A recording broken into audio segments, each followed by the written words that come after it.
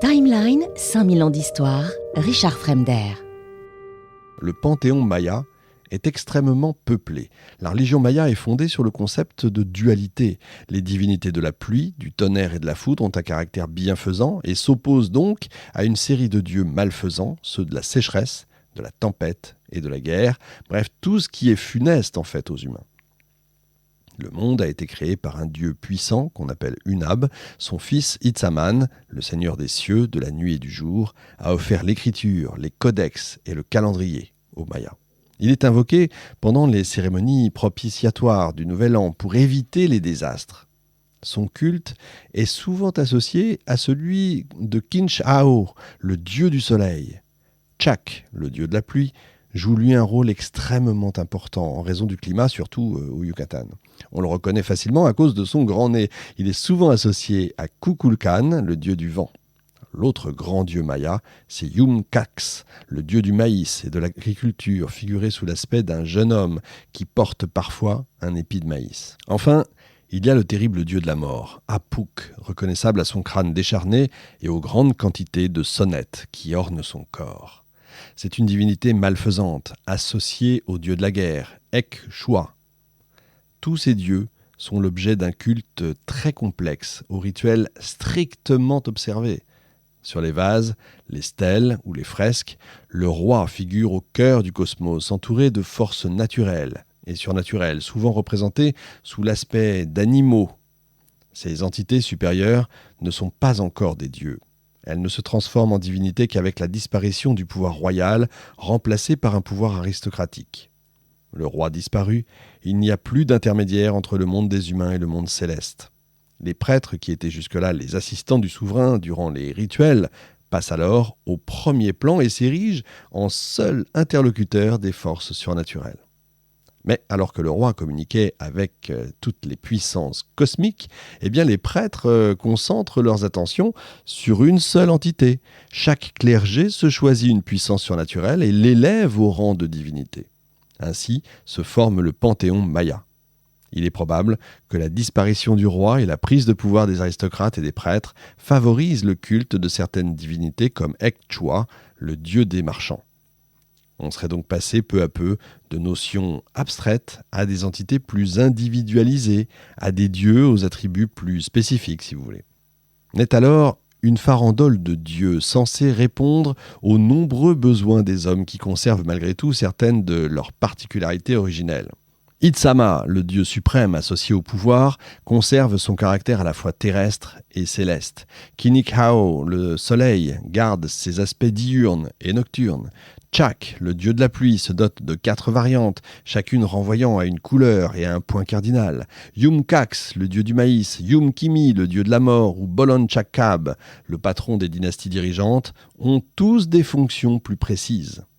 Ixchel est l'une des rares divinités féminines du panthéon maya.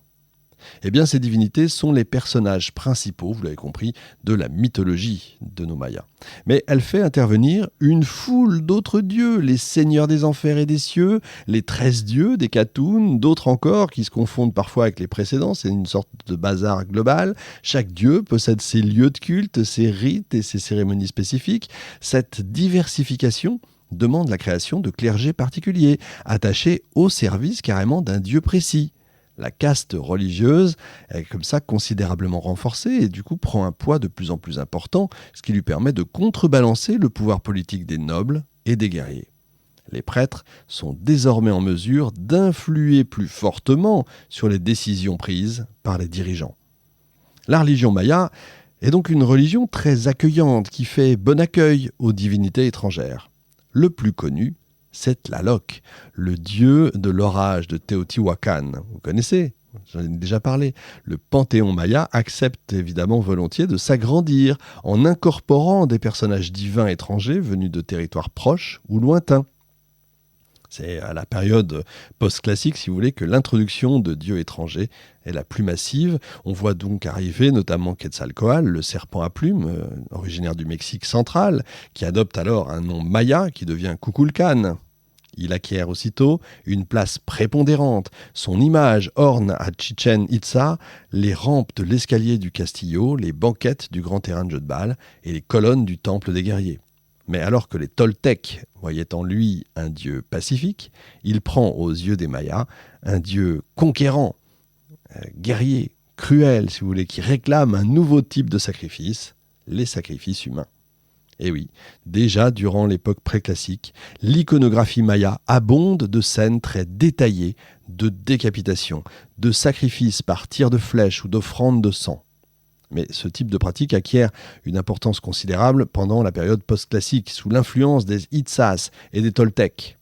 Les fouilles du grand cénote ont permis d'exhumer un nombre extraordinaire d'ossements de victimes précipitées en l'honneur des dieux. Par ailleurs, la technique de l'arrachage du cœur devient plus courante. Le monde maya connaît une transformation progressive. Les croyances et les pratiques rituelles qui en faisaient la spécificité sont moins importantes qu'à ses débuts. Le culte de Quetzalcoatl se répand dans toute la Mésoamérique. Dans son sillage, le sacrifice humain supplante l'auto-sacrifice. Les Mayas adoptent les codes iconographiques des civilisations mexicaines et si les dieux restent mayas, leur image se transforme et adopte des attitudes mexicaines. Sous les doigts experts des peintres mayas, les divinités étrangères deviennent plus rondes, plus souples que leurs compagnes mexicaines. Les fresques reprennent les illustrations des manuscrits mixtèques, mais les divinités représentées sont purement mayas. Et ils se montrent d'une extraordinaire créativité, tout en respectant quand même leur tradition. Les Mayas démontrent une même capacité d'adaptation au moment de l'arrivée des Espagnols. À partir de 1519, les conquérants veulent imposer leur foi et ils n'hésitent pas carrément à transformer les temples des dieux autochtones en églises. Celui de la déesse Ixchel devient un sanctuaire dédié à la Vierge. Et loin d'être décontenancés, les Mayas assimilent aussitôt la Sainte Vierge à leur déesse lunaire, connue pourtant pour ses mœurs, on va dire quelque peu dissolu, ce qui n'a rien à voir avec la Sainte Vierge. Dans un panthéon riche où se superposent, si vous voulez, sans cesse les divinités, les cultes et les rites chrétiens trouvent facilement leur place aux côtés des dieux mayas. L'adoption est d'autant plus facile que des points communs finalement apparaissent entre les rites ancestraux et les rites chrétiens. Par exemple, les Mayas pratiquent la confession, bien que ce soit dans un but différent. Les populations autochtones sont bel et bien converties, mais de manière en réalité superficielle. Dans un souci d'évangélisation massive, vous savez, les prêtres catholiques, relativement peu nombreux, s'appuient sur les élites locales qui constituent vite l'armature de la toute jeune église du Yucatan. Les Mayas, qui montrent un réel enthousiasme pour la nouvelle religion chrétienne, édifient en peu de temps de nombreux lieux de culte largement ouverts, mais protégés par des toits de palmes. Les nouvelles églises sont faites en matériaux périssables, ce qui constitue une véritable révolution dans la religion catholique. Les sanctuaires chrétiens s'insèrent ainsi facilement dans la continuité des cérémonies mayas pratiquées en plein air. Ça, c'est important à comprendre.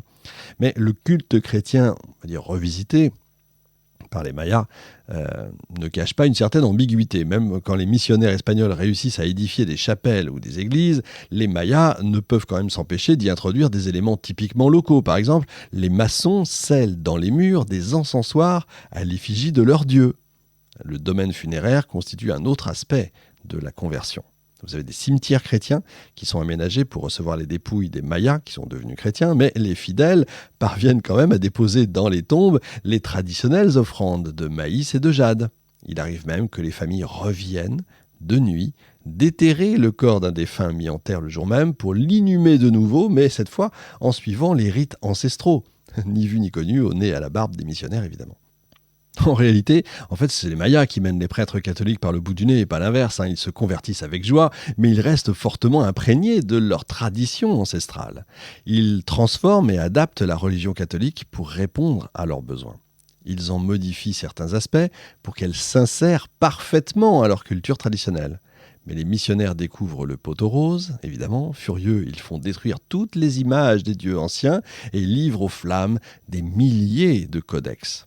Les évangélisateurs se font alors plus méfiants et attentifs. Et de leur côté, les Mayas se font évidemment plus discrets. Timeline, 5000 ans d'histoire, Richard Fremder.